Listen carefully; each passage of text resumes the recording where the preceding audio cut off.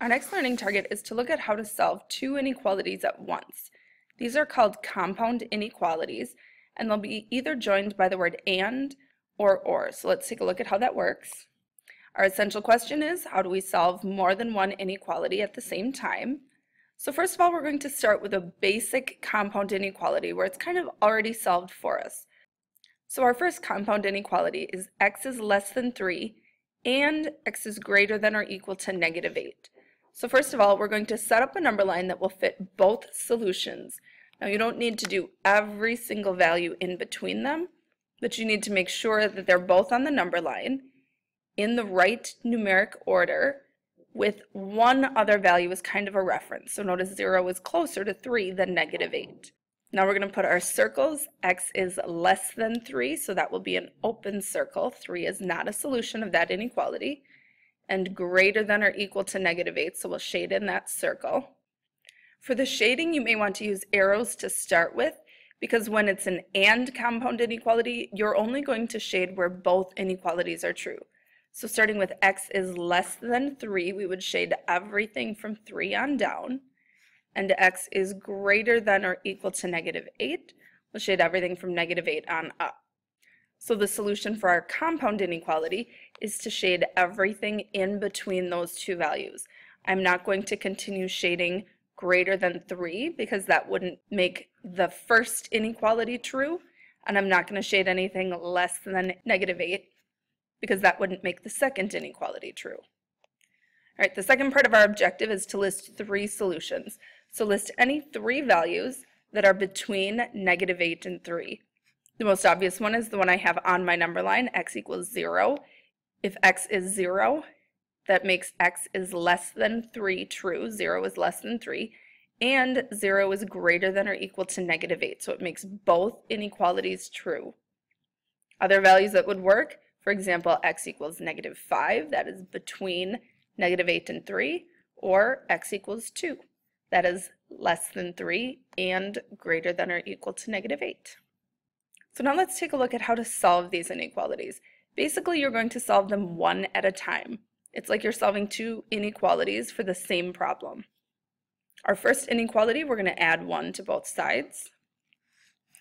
So we have 5n is greater than -25.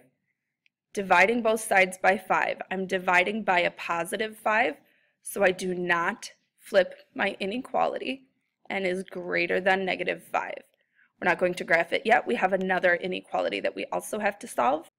Our second one will start by adding 2 to both sides. So we have 7n is less than or equal to 14.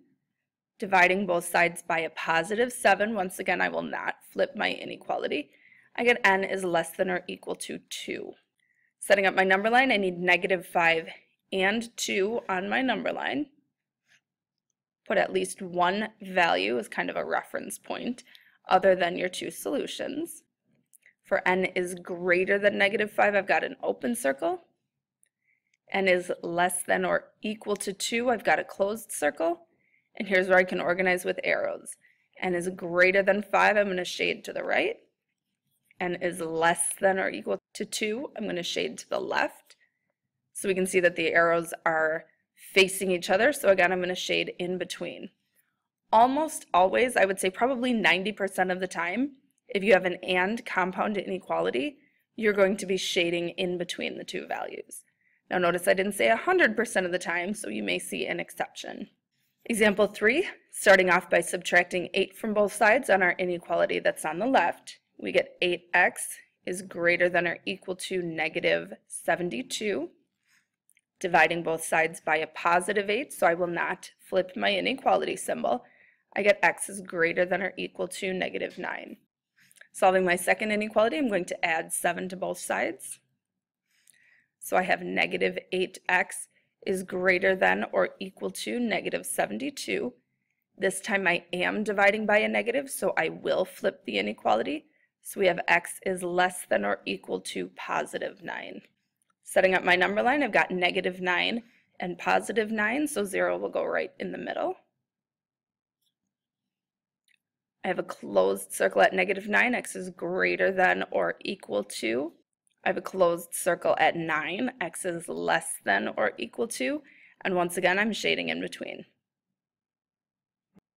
The last piece of solving and inequalities is that it can be written as a double inequality. So we've got negative 36 is less than 3g minus 6, which is less than negative 15. So notice that if we kind of took the variable piece out, we would have negative 36 is less than negative 15, which is true. So we know we're going to have a solution for this. When you solve a double inequality, you follow the golden rule, but this time you have 3 sides that you need to take care of. We're going to, first of all, looking at where my variable is, I'm going to add 6 to all 3 pieces of my inequality. That's how the golden rule works when you end up with a double inequality. So negative 36 plus 6 is negative 30, which is less than 3g, which is less than negative 9. To finish solving for g, I'm going to divide by 3, so I will do that to all 3 pieces following my golden rule. So I get negative 10 is less than g, which is less than negative 3. What's nice about the double inequality is that we don't have to think too much about where we're going to shade. G is between negative 10 and negative 3, so therefore we will shade between negative 10 and negative 3. And one more reference point for my inequality. Both of these have open circles. And again, g is in between negative 10 and negative 3, so I will shade in between negative 10 and negative 3. And you have 2 U-try problems. The first one is set up with the word and our second one is a double inequality.